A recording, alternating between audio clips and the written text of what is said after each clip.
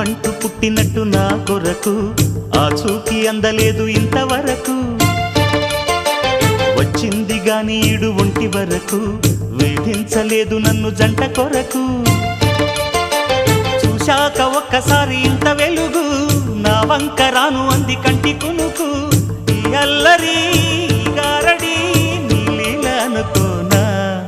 నీ పేరు ప్రేమ అవునా ఇవాళే నిన్ను పోల్చుకుందా